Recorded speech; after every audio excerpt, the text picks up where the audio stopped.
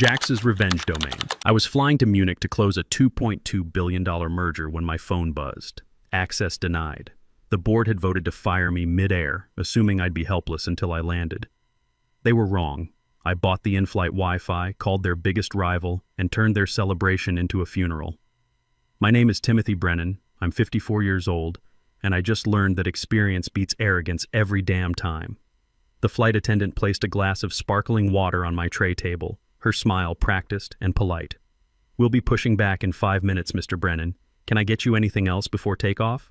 "No, thank you," I said, adjusting my tie.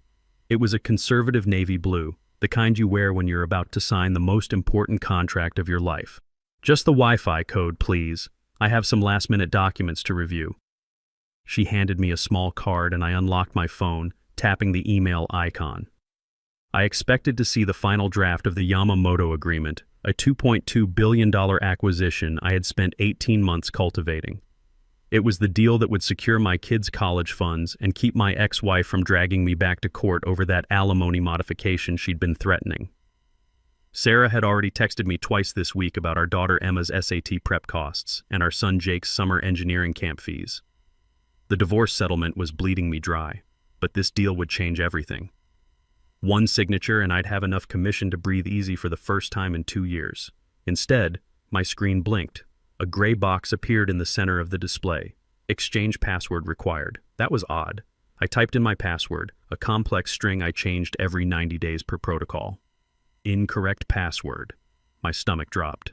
I tried again, slower this time, making sure every character was precise. Account suspended. Please contact IT administrator.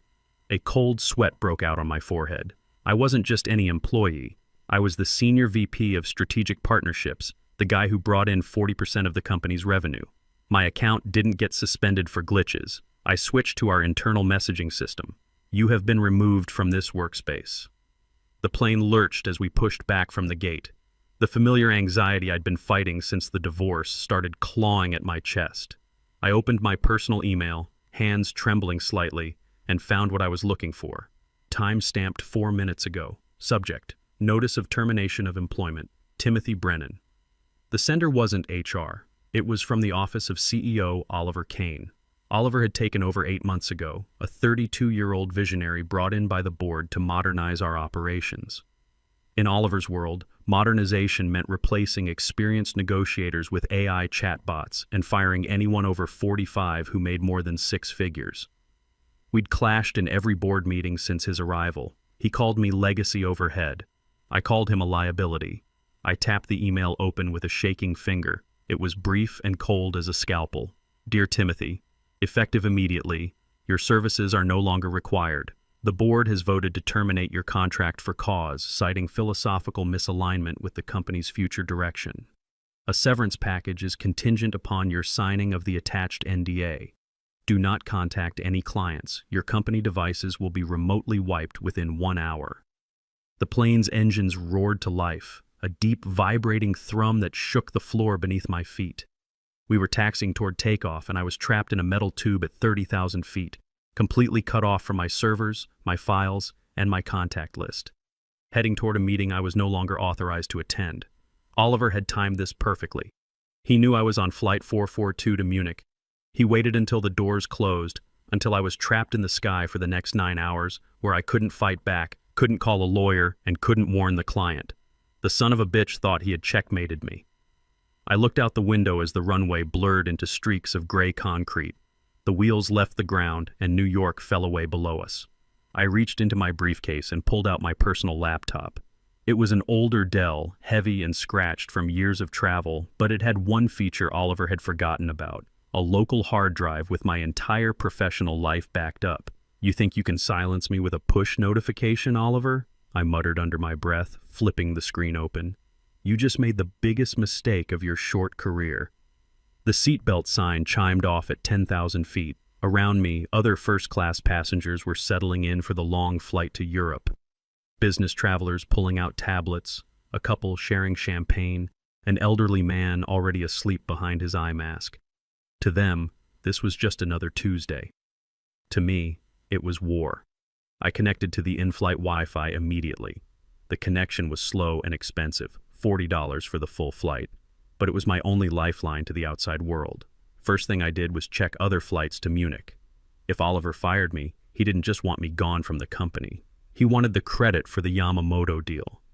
The signing ceremony was scheduled for tomorrow morning at 9 a.m. at the Bayerischer Hof Hotel. I was supposed to be the one sitting across from Mr. Yamamoto, sharing tea and handing him that gold-plated pen for the photo op. If I wasn't there, someone else had to be. I pulled up flight departures from JFK. There was a Lufthansa flight that had left 2 hours before mine. Another was scheduled to depart 3 hours after takeoff. Oliver wouldn't risk the later flight. They'd be cutting it too close for the prep dinner tonight. It had to be the earlier flight. I logged into the airline's frequent flyer database using skills I'd picked up in my early days working logistics before I climbed the corporate ladder. It was a gray area move, something most people didn't know how to do, but I could access passenger manifests if I knew where to look in the system. There it was, Flight LH441, Seat 3A, W. Fletcher. Wesley Fletcher. I let out a short, bitter laugh that made the woman in 2C glance over at me with concern. Wesley, of course. Wesley was Oliver's 28-year-old golden boy, head of client success, a made-up title that basically meant he sent automated birthday emails and called it relationship management. He was the kind of guy who thought you could close a billion-dollar deal with a PowerPoint presentation and a firm handshake. You sent the intern, I whispered to myself, shaking my head in disbelief. You fired the architect and sent the intern to build the foundation. This was either the boldest move Oliver had ever made or the stupidest, probably both. I opened a folder on my desktop labeled Emergency Archive. Most people in corporate America live and die by the cloud these days. They trust that their Google Drive or SharePoint will always be there when they need it. But I learned the hard way back in the 90s that digital access is a privilege that can be revoked with a mouse click. Every Friday for the past 5 years, I had manually backed up my entire contact database, every contract draft, every personal note about clients, and every relationship detail to this encrypted local drive. It was old-school paranoia that had just become my salvation. I entered my decryption key, and the folder unlocked like a digital treasure chest. There it was, the Yamamoto Industries profile. 47 pages of everything you could ever want to know about our potential acquisition target. I didn't just know Mr. Yamamoto's business financials and market position. I knew his personal story. I knew his grandson was studying engineering at MIT. I knew he preferred green tea over coffee and took exactly 2 sugar cubes. I knew he was hesitant about this merger because he feared our company was losing its soul, a fear that Oliver had just confirmed in spectacular fashion by firing me mid-flight. I knew that Mr. Yamamoto's father had started the company in 1952 with a handshake deal and a promise to never abandon his workers. I knew that every major decision in the company's 70-year history had been made with employee welfare as the top priority. And I knew that if Wesley Fletcher walked into that meeting tomorrow morning with his generic smile and cookie-cutter presentation, Mr. Yamamoto would see right through him in about 30 seconds. It was 3:15 p.m. in New York, which made it 9:15 p.m. in Munich. Mr. Yamamoto would be finishing his evening tea in his suite at the Bayerischer Hof, probably reviewing documents one final time before tomorrow's signing. He was methodical like that, never rushed, never careless. If I called him now, I would be violating the termination agreement I hadn't even signed yet. I could lose my severance package, assuming there was one. I could face lawsuits for breach of contract and corporate espionage. Oliver would probably try to have me arrested the moment I landed in Germany. But if I didn't call him, Wesley would walk into that conference room tomorrow morning, present whatever watered-down version of our agreement Oliver had cobbled together, and Mr. Yamamoto might actually sign it. Not because it was a good deal, but because he trusted the relationship we had built over 18 months of careful negotiation. That trust would be broken the moment the ink dried and Oliver started implementing his efficiency improvements. I stared at the flight map on the screen in front of me. We were a tiny white airplane icon floating over the dark Atlantic, somewhere between hope and desperation. The estimated time to destination showed 6 hours and 23 minutes remaining.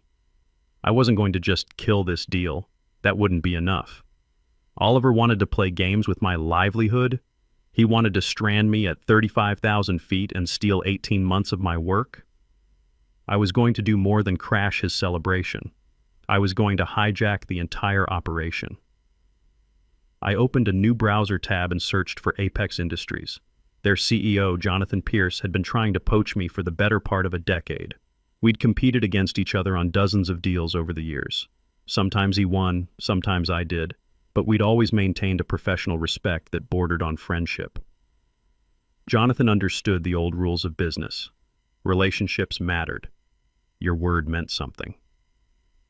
A handshake still counted for more than a contract signature in certain circles. More importantly, Jonathan had the resources to move fast when he smelled blood in the water. I found his direct office line in my contacts and cross-checked it against the company directory online. Still current. I slipped on my noise-canceling headphones and adjusted the microphone. The cabin noise faded to a dull hum. This was the point of no return. Once I made this call, I wasn't just a terminated employee looking for sympathy. I was declaring war on my former company. I was about to become a corporate saboteur with nothing left to lose except my kids' college funds and whatever remained of my professional reputation. But then I thought about that last board meeting. I remembered Oliver tapping his Mont Blanc pen on the conference table while reviewing our quarterly numbers, looking at me like I was some relic from the Stone Age. "We're spending too much on relationship management," he had said, not even bothering to look up from his tablet. "Clients don't care about your golf games and dinner parties, Timothy. They care about efficiency and cost reduction. This whole personal touch approach is obsolete." Obsolete. I pulled up Wesley Fletcher's LinkedIn profile on my laptop. I had done my research on all of Oliver's key people months ago just to know what I was dealing with. Wesley had an MBA from a decent school, but his work experience was thin as paper. 2 years at a consulting firm that specialized in digital transformation. 1 year at a fintech startup that had imploded spectacularly due to regulatory issues. Then Oliver had hired him as head of client success based on what appeared to be a 30-minute interview and a slick presentation about leveraging synergistic customer journey optimization. In other words, Wesley was exactly the kind of empty suit that looked great in a boardroom, but had never actually closed a real deal with real consequences. The irony was perfect. Oliver had fired me for being old-fashioned, then sent the most inexperienced person on his team to handle the most important deal in the company's recent history. I looked at my reflection in the laptop screen for a moment. Gray hair at the temples, lines around the eyes from too many years of late-night contract negotiations and early-morning client calls. 54 years old in an industry that worshipped youth and disruption. But I had something Wesley Fletcher would never have. The knowledge of how to read people, how to build trust, and how to know when someone was about to screw you over. I dialed Jonathan's number. The international connection took a few seconds to establish, routing through satellites somewhere over the Atlantic. The line rang twice before a familiar gruff voice answered. "Pierce here." "Jonathan, it's Timothy Brennan." There was a pause, the kind that happens when someone's brain needs a moment to process unexpected information. "Tim? Aren't you supposed to be signing the Yamamoto deal tomorrow? I was just preparing my condolences speech for when you steal another client from under my nose." "I'm on a plane," I said, keeping my voice low so the flight attendants wouldn't overhear, "but I'm not signing anything. Oliver Kane just fired me via email while I was over the Atlantic." A long, low whistle came through the headphones. "That's a bold move. Stupid as hell, but bold." "So you're calling me for a job reference?" "No. I'm calling to sell you the deal of the decade. I have Yamamoto Industries in my pocket, and if you move fast, I can deliver them to you with a better contract than Oliver ever dreamed of." I could practically hear Jonathan sitting up straighter in his chair. When you've been in this business as long as we have, you develop an instinct for opportunity. You realize Oliver will sue you into the Stone Age for industrial espionage if you try something like that. He can try. But first, I need you to hire Charles Hoffman as outside counsel. Charlie's got a personal vendetta against Oliver. Got fired last year via a 30-second Zoom call on his birthday. The securities lawyer? He charges $800 an hour. Find him. Tell him Timothy Brennan is calling in a favor. I've got 6 hours before I land in Munich. Do you want this deal, or do you want to read about how Oliver Kane beat you again in tomorrow's financial press? There was silence on the line for about 10 seconds. Then Jonathan's voice came back, sharp and focused. "I'm listening. Talk to me." Time remaining to destination, 5 hours, 47 minutes. While Jonathan put together his legal team, I accessed something Oliver had forgotten about in his rush to destroy my digital life, the virtual data room for the Yamamoto merger. When you're working on an acquisition of this magnitude, you don't just email documents back and forth. Everything goes through a secure third-party server hosted by a neutral law firm. Oliver had shut down my corporate email, my internal messaging, and my VPN access. But in his arrogance, or maybe just his inexperience with deals this complex, he had forgotten that VDR access credentials were managed by the external auditors, not our internal IT department. My login was still active. The connection was frustratingly slow, probably because I was bouncing signals off satellites while flying at 40,000 feet. But eventually, the system let me in. I navigated straight to the final agreements folder. There it was, uploaded just 2 hours ago. Yamamoto, Merger Final, Execution, V16. PDF with Wesley Fletcher's user ID attached to the upload timestamp. I downloaded the file, which took nearly 4 minutes of watching a progress bar crawl across my screen. While I waited, I opened my local copy of version 15, the last draft I had personally reviewed with Mr. Yamamoto during our meeting in his Tokyo office 3 weeks ago. When Wesley's version finally finished downloading, I ran a document comparison program. It's a simple tool that highlights differences between two files in red text, usually used by lawyers to track contract changes. My laptop screen lit up like a crime scene. Section 8.2, deleted entirely. That was the clause guaranteeing retention of all manufacturing staff at the Osaka and Kyoto plants for a minimum of 24 months post-acquisition. Section 12.4, completely rewritten. Pension obligations shall be assumed by the acquiring entity and maintained according to existing terms. Had been changed to pension obligations shall be subject to a comprehensive 90-day solvency review and potential restructuring. Section 15.7. New language added. Something about operational efficiency improvements and redundancy elimination protocols. You absolute snake, I hissed under my breath. Oliver wasn't just buying Yamamoto Industries. He was planning to gut it. Strip out the pension obligations, fire half the workforce within 6 months, and liquidate whatever assets he could to pay down the acquisition debt. It was exactly the kind of predatory capitalism that Oliver loved to present to the board as unlocking shareholder value through strategic right-sizing. The worst part was that Mr. Yamamoto would never see it coming. He trusted me. He believed that our handshake agreement from 3 weeks ago meant something. He would walk into that conference room tomorrow morning, see Wesley's earnest young face, and assume that everything was exactly as we had discussed. By the time he realized what had actually been signed, it would be too late. 3 generations of Yamamoto family employees would be out on the street, and their pension fund would be nothing but an accounting footnote in Oliver's quarterly earnings report. My phone buzzed with an encrypted message from Jonathan. Hoffman is in, sending you his secure contact info. Move fast, he's got a dinner meeting at 8. A contact card appeared on my screen. Charles Hoffman, with a direct line that bypassed his usual assistant screening process. I dialed immediately, not giving myself time to second-guess what I was about to do. Hoffman. The voice was raspy from too many years of courtroom arguments and late-night depositions. Charlie, it's Timothy Brennan. I'm currently at 37,000 feet over the Atlantic with a smoking gun that proves Oliver Kane is about to commit securities fraud against a foreign entity.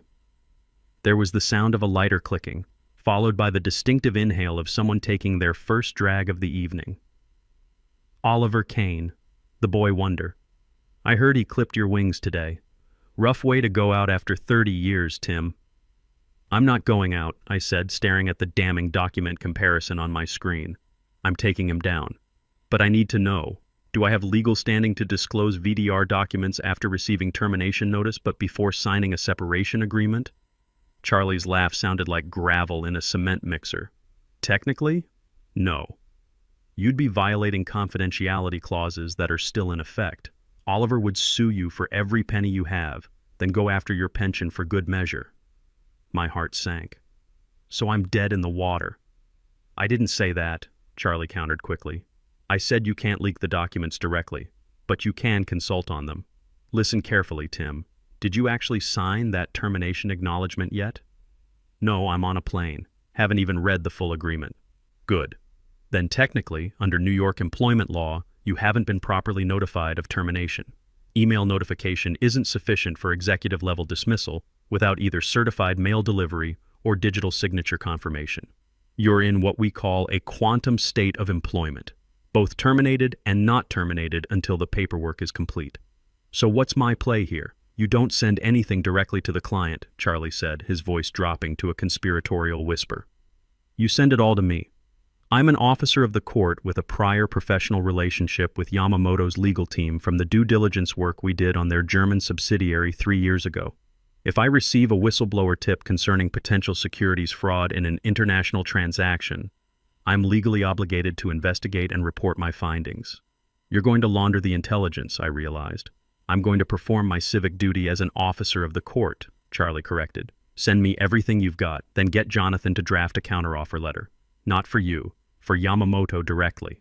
If Oliver's buying at $2.2 billion with poison pills hidden in the contract, Apex needs to offer $2.4 billion with ironclad employment guarantees. Jonathan won't go that high. He's cheap. He will if you promise him your entire client portfolio. You've got leverage here, Tim. Use it. There was a pause, and when Charlie spoke again, his voice had a cold edge to it. Tim, why am I helping you with this? You want the honest answer? Yeah. Because Oliver Kane fired me on my 58th birthday via a Zoom call that lasted exactly 37 seconds. He never even turned his camera on. I've been waiting 2 years for the right opportunity to watch that arrogant little prick burn. Time remaining to destination, 3 hours, 12 minutes. The next 2 hours were a blur of encrypted emails, secure file transfers, and hushed phone conversations. I sent Charlie everything: the original contract, Wesley's fraudulent version, the document comparison analysis, and my entire file on Mr. Yamamoto's family values and company philosophy. Jonathan came through with a formal letter of intent from Apex Industries, $2.4 billion cash, with binding guarantees for employee retention, pension fund protection, and a commitment to maintain Yamamoto's current management structure for at least 3 years. Charlie worked his magic on the legal side, reaching out to Ms. Nakamura, Yamamoto's general counsel, through official channels as a concerned officer of the court who had received an anonymous tip about potential securities fraud in an international transaction. By the time we started our descent into Munich, the trap was set. My phone buzzed with a final message from Charlie. Package delivered. Yamamoto's legal team has everything. They are not pleased with what they're seeing. Wesley Fletcher's flight landed an hour ago. He's currently in a taxi stuck in morning rush hour traffic. You've got maybe a 20-minute window when you land. The wheels hit the tarmac at Munich International with a jarring thud that rattled my teeth. I was out of my seat before the plane came to a complete stop, grabbing my briefcase and pushing past other passengers who were still fumbling with their overhead bags. Sir, please remain seated until we reach the gate, a flight attendant called after me. Emergency connection, I called back, not bothering to turn around. I bypassed baggage claim entirely. I travel light for exactly these kinds of situations, and sprinted through customs. My global entry status got me through in under 3 minutes. The arrivals hall was a sea of travelers and taxi drivers holding signs. I scanned the crowd until I spotted what I was looking for: a motorcycle courier in full leathers holding a helmet with Brennan written on a piece of tape. "You're my ride to the Bayerischer Hof?" I asked, slightly out of breath. He grinned and handed me the spare helmet. "Rush hour in Munich is murder if you're in a car. 2 wheels are the only way you're getting across town in under 30 minutes. I strapped on the helmet, climbed onto the back of the BMW, and held on tight as we roared away from the curb. We lane split through traffic, weaving between stagnant Mercedes and delivery trucks. Rain was starting to fall, making the streets slick and the visibility poor, but my driver handled the bike like he'd been born on it. I checked my watch, 8:47 a.m. The meeting was scheduled for 9 a.m. sharp. We pulled up in front of the Bayerischer Hof at 8:52. I was soaking wet. My expensive suit looked like I'd slept in it, and my hair was plastered to my head, but I'd made it. I burst through the hotel's ornate revolving doors and strode across the marble lobby, leaving wet footprints behind me. The concierge started to approach, probably to ask if I needed assistance or possibly to escort me out, but I flashed my company ID badge and headed straight for the elevator. The conference room was on the 3rd floor. I could hear voices through the heavy wooden doors as I approached. I paused for just a moment to catch my breath, wiped the rain from my face with my sleeve, and pushed the doors open. The room fell silent. At the head of the long mahogany table sat Mr. Yamamoto, impeccably dressed in a dark gray suit. Flanking him were his son Kenji and Ms. Nakamura, his general counsel. On the opposite side of the table sat Wesley Fletcher, looking every inch the polished young executive in his crisp navy suit and perfectly knotted tie. He was holding a gold-plated pen poised over a thick document. "Ah," Mr. Yamamoto said, looking up with an expression I couldn't quite read. "Mr. Brennan, we were told you were indisposed." Wesley spun around in his chair, his face going pale when he saw me. "Timothy, what are you doing here? You don't have authority to—" "I'm here to save you from a federal investigation, Wesley," I said, walking calmly to the table and setting down my briefcase with a solid thud. "Mr. Yamamoto, I apologize for my appearance. The weather in Munich is as unpredictable as corporate leadership in New York." "Security!" Wesley squeaked, half rising from his chair. "He's been terminated. He has no right to be here." "Sit down, young man," Ms. Nakamura said quietly. Her voice was soft, but it cut through the room like a blade. Wesley froze mid-motion, then slowly sank back into his chair. I looked directly at Mr. Yamamoto.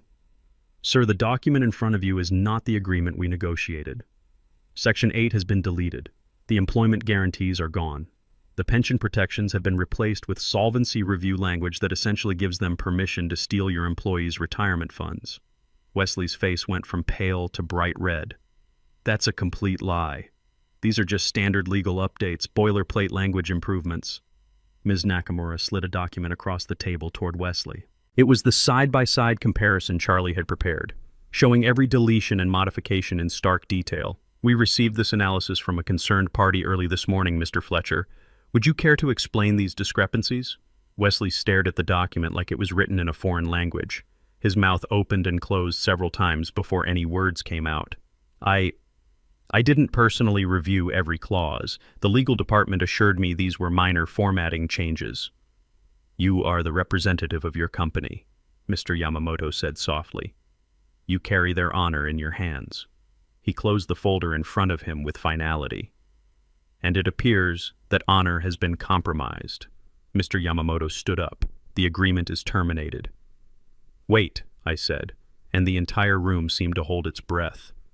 I reached into my briefcase and pulled out Jonathan's letter of intent. "Mr. Yamamoto, I can no longer speak for my former employer. They have clearly lost their way. But I can offer you an alternative that honors both your company's values and your employees' futures." I placed the Apex Industries proposal on the table. This offer is for $2.4 billion. It includes binding employment guarantees for all current staff, verified by independent audit. It fully funds and protects all existing pension obligations. And most importantly, it commits to maintaining your current management team and operational philosophy.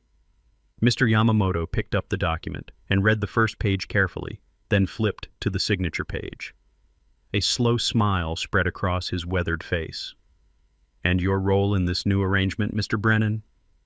"I'm simply a consultant facilitating the introduction," I said.